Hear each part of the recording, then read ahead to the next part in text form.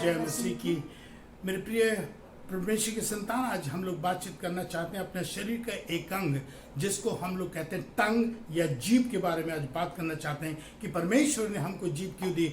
Y God gave us the tongue, इसके बारे में हम लोग बातचीत करना चाहेंगे। जीभ के बारे में हमारी क्या विचारधारा देखिए, है? अगर हम विचारधारा के बारे में बातचीत करते हैं, सबसे पहले परमेश्वर ने वरदान दिया है कि मनुष्य को जीभ बोलने की शक्ति दी है, बोलने का वरदान दिया है।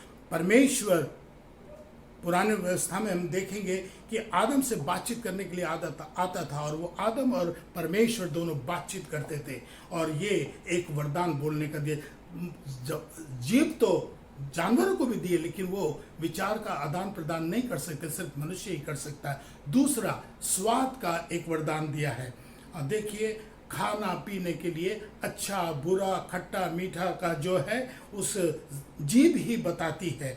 और वचन में भी देखेंगे, हम लोग पुराने व्यवस्था में लिखा है कि परमेश्वर ने आदम से कहा था कि तू इस पेड़ का वृक्ष का फल मत खाना, और उसने नहीं खाया या खाया। जो कुछ भी है वो हम लोग देखते हैं कि वो स्वाद के बारे में बताता है। तीसरा बात है कि 5 सेंसेस हमारे शरीर में होते हैं, देखना, सूंघना और छूना। उसी तरह से जीभ भी एक अंग है जिससे हम लोग को बोलने का बहुत बड़ा महत्व देता है। और एक और है जिसमें हम ये देखते हैं कि हमारे को ज़बान में परमेश्वर की स्तुति महिमा प्रशंसा करने के लिए इस्तेमाल करनी चाहिए। कि और मनुष्य की बारे में पता चलता है जब मनुष्य बोलता है। जब वो बोलता है तभी उसको पता चलता है, असलियत पता चलती है कि उसकी पर्सनालिटी क्या है, उसका आचरण क्या है, उसका स्वभाव क्या है, उसका नेचर या कैरेक्टर क्या है। इसीलिए ज़बान जो है मनुष्य के बारे में बहुत कुछ बताती है। जीभ के बारे में परमेश्वर का वचन क्या कहता है? इसके बारे में अगर देखेंगे तो बहुत सारे परमेश्वर ने ज़बान के बारे में, जीभ के बारे में बोला है, लेकिन नीति वचन में लिखा है 13वां अध्याय में कि मुंह की चौकसी रखो जिससे कि तुम्हारे प्राण नष्ट ना हो। जो बहुत ज़्यादा बकबक करता है वो अपने ऊपर विनाश लेकर के आता है। फिर नीति वचन 17 में भी ये लिखा है, जो संभल करके बोलता है वो ज्ञानी समझा जाता है, समझदार समझा जाता है, शांत स्वभाव का इंसान जाना जाता है। फिर परमेश्वर का कुलोशन की पुस्तक में लिखा है कि तुम्हें अपना क्रोध, बैर, निंदा, बुराई, गाली गलौज अपने जीभ से बोलना छोड़ दो। वचन ये भी कहता है कुलोसी की किताब में कि हमारा वचन जो है दूसरों के लिए आशीष का होना चाहिए, अनुग्रह का होना चाहिए, सलोना होना चाहिए। परमेश्वर का वचन एक और कहता है कि अगर हम अपने मुख से बुरी बातें निकालते हैं और अपने जीभ को हम लोग लगाम में नहीं रखते हैं तो हम अपने आप को धोखा कहते हैं। वचन ये भी कहता है कि अगर याकूब की पुस्तक में अगर हम अपने आप को बहुत भक्तिशाली समझते हैं, हम बहुत बड़े भक्त हैं, अगर ज़बान पे हमारी लगाम नहीं है तो हमारी भक्ति बेकार है और हम बहुत धोखेबाज हैं। ये सारे वचन हम लोग को अपने पवित्र शास्त्र में मिलता है।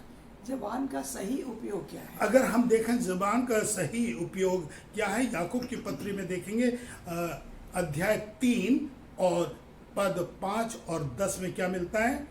जीभ भी एक छोटा सा अंग है। जीभ छोटा सा ही अंग है और वो बहुत बड़ी बड़ी बातें करता है। थोड़ी सी आग से कितने बड़े वन में आग लग जाती है। देखिए, वो जो माचिस की तीली होती है वो हमें जंगल की लकड़ी से मिलता है, लेकिन उस जंगल की लकड़ी जंगल को भी जला देता है। जी हाँ, एक ही जीभ से धन्यवाद और शाप दोनों ये कैसे हो सकता है कि एक ही जबान से हम किसी को हम गाली भी देते हैं, उसी से हम श्राप देते हैं, उसी से हम आशीष देते हैं। हम एक अपनी जबान से दोनों बातें नहीं कर सकते। वचन में ये भी लिखा है कि एक इंसान कभी भी 2 मालिक की सेवा नहीं कर सकता। परमेश्वर का वचन कर ये कभी भी नहीं हो सकता है। देखिए, हमारी जबान हमेशा गीली रहती है, हमारी जबान में हड्डी नहीं है और हमारी जबान आसानी से फिसल जाती है। इसीलिए परमेश्वर कहता है चौकसी रखो, अपने मुंह को संभाल के रखो और अच्छे अच्छे वचन बोलो। परमेश्वर का वचन फैलाओ, परमेश्वर के वचन को पढ़ो और उसको दूसरों को बताओ। परमेश्वर की स्तुति महिमा और प्रशंसा करो।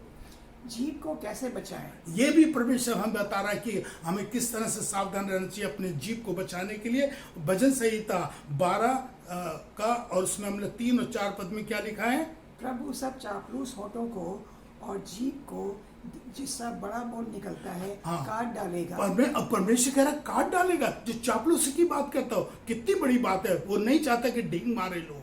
वे कहते हैं हाँ। हम अपनी जीभ ही से जीते लोग हैं। कहते हैं कि हम अपनी जीभ से जीते हैं। हमारे होंठ हमारे वश में हमारा हैं। होठ जो हमारे वश में ही है।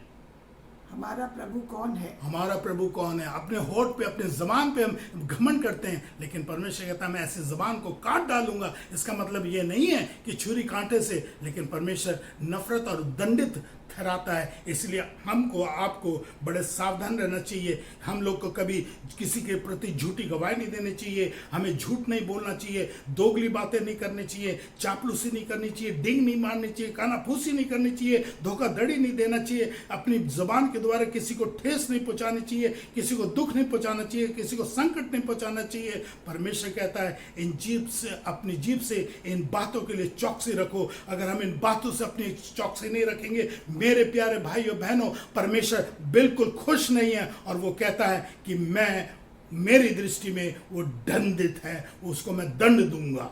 जीभ का प्रभाव क्या है? जीभ का प्रभाव देखिए बहुत कुछ है। इसके लिए हम लोग देखेंगे नीति वचन 18 के 21 में पढ़ेंगे क्या प्रभाव है।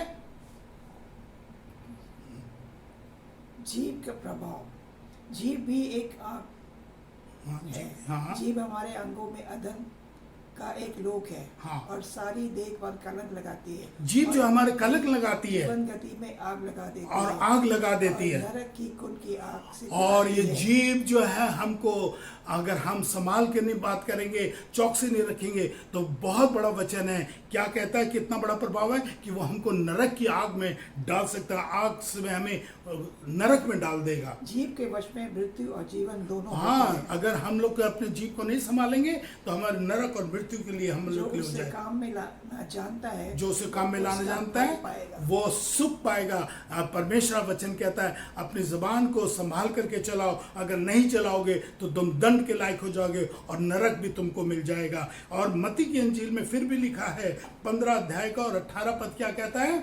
पर जो कुछ मुंह से निकलता जो है, कुछ मुंह से निकलता है वो मन से निकलता वो है, मन से निकलता है वो मनुष्य को अशुद्ध करता और वो है। मनुष्य को अशुद्ध करता है। हम जो कुछ खाते हैं, पीते हैं, वो हमें नुकसान नहीं देता। वह जो अशुद्ध करता है वो हमारे मन से जो दूसरों के लिए बुराई निकलती है वो गलत चीज़ है। इसीलिए आज परमेश्वर का वचन कहता है अपने मन से दूसरों के लिए अच्छी बात निकालो। क्योंकि लोग कहते हैं ना तेरी काली जबान है, तू चुप हो जा। हाँ, बहुतों के पास काली जबान होती है, जीभ होती है, वो दूसरों को कर्ज देते। आज परमेश्वर कहता है किसी को कर्ज मत करना, लेकिन उसको आशीष देना, जिससे कि प्रभु परमेश्वर उससे आनंदित होगा। यहाँ पर एक किसी ने कहा है कि इंसान को एक दुकान के समान तुलना की गई है और मनुष्य की जीभ की तुलना एक ताले से की गई है, ताले से की गई है। इसलिए इस तरह से कहता है इंसान एक दुकान है और जीभ उसका ताला है।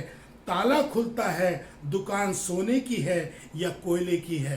कहने का मतलब ये है कि अगर हम अच्छे वचन बोलेंगे तो वो एक सोना के समान होगा।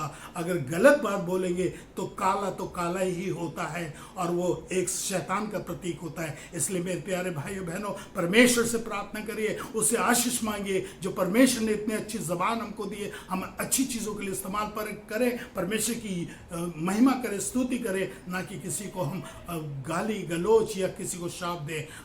इस वचन के द्वारा परमेश्वर हम सबको आशीष दे। आमीन।